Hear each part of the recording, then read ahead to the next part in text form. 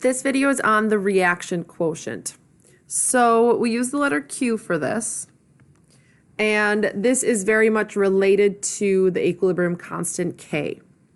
So you'd calculate this in the same way. So if I've got this general reaction here, Q, we would do the same thing where we'd do product concentrations over reactant concentrations. So I've got C to its coefficient as the power, the exponent.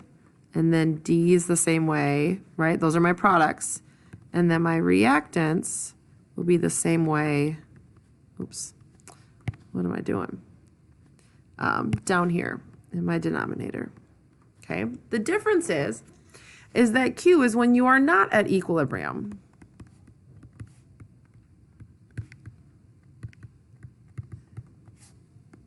So K is calculated only at equilibrium. Q varies more. So here's the thing. If Q equals K, that means you're at equilibrium, right? K is equilibrium. If you calculate a Q and it equals K, then you are at equilibrium. However, if Q is greater than K, this tells you that the forward reaction must occur to reach equilibrium, meaning it's going to have to shift right. So your reactants, right, are going to turn into products. It's going to make more products. If Q is greater than K, then the reverse reaction must occur. So it's going to shift left, and your products are going to turn more into your reactants. All right, so let's look at some data to kind of practice this. So here is our equation here. CO plus H2 makes CO2 and hydrogen gas. So let's write our Q equation. So Q would equal my CO2 concentration times my H2 concentration divided by my CO and my H2O. Okay, and none of them have exponents, none of them have coefficients, so we don't have any exponents. So now we've got all this data for all these different experiments, experiment 1, 2, and 3. So we're going to calculate Q, compare it to our K value right here to see, is it at equilibrium or which way is it going to shift to reach equilibrium? So all right, let's go down here. So for experiment 1, all right, I've got,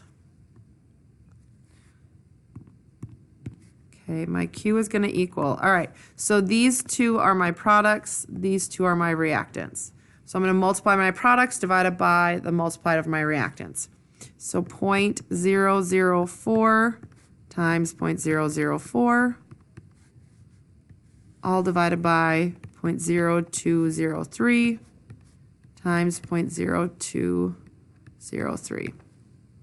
All right, so if I plug this in and calculate it, I get 0.039. So this tells me that my Q, because if I go back up here, my K is 0.64. My Q is less than K. All right, which tells me if my Q is less than K, that this is going to shift right. So I'm going to make more products. Okay, so that's in experiment 1. Experiment 2, let's do the same kind of thing.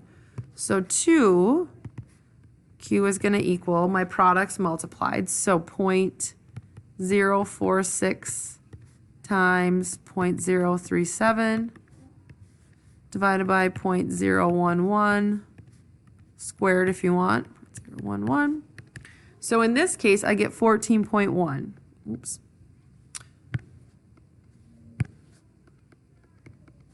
And this tells me this is a lot bigger than K. So Q is bigger than K. So in this case, it's going to shift left, which means it's going to make more reactants.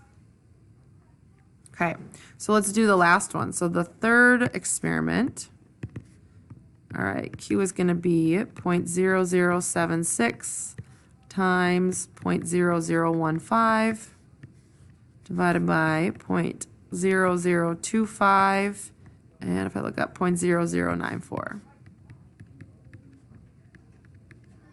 So this gives me 0.49, which is less than K.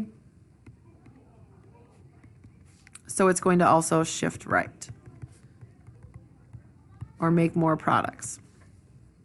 Okay, so that's what Q is. Now, what happens when we manipulate reactions? What happens to that equilibrium constant? So the direction of the chemical equation in K, an equilibrium can be proposed from the other direction. So let's say we have this reaction right here. The N2O4 makes 2NO2. So the equilibrium constant for this reaction would be NO2 squared over N2O4 concentrations. Okay, so then the next spec, what about the reverse reaction? So that's saying up here, these are my products and these are my reactants, right? We're going this way.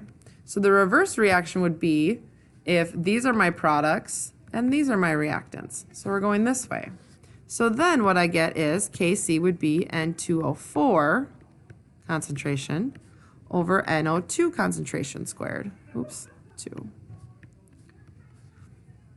So if you compare these two, what we're doing is we're just flipping it over. We're doing a reciprocal. So you could think about this as the Kc for the reverse reaction is 1 over the Kc of the forward reaction. Okay, so that means, right, that we've got the reciprocal. So if you flip your reaction around, you're going to do the reciprocal for your Kc. Now there's a couple other ways reactions can change. Is you could multiply one.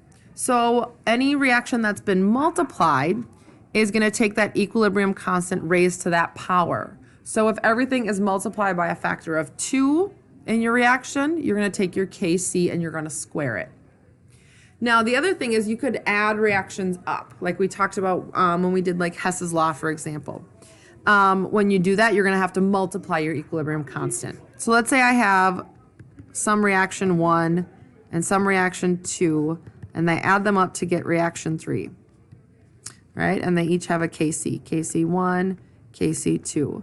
So Kc3 for your reaction 3, right after you added them up, is going to be these two multiplied. All right, so that is how K and Q are related, and that's the equilibrium, or sorry, the reaction quotient.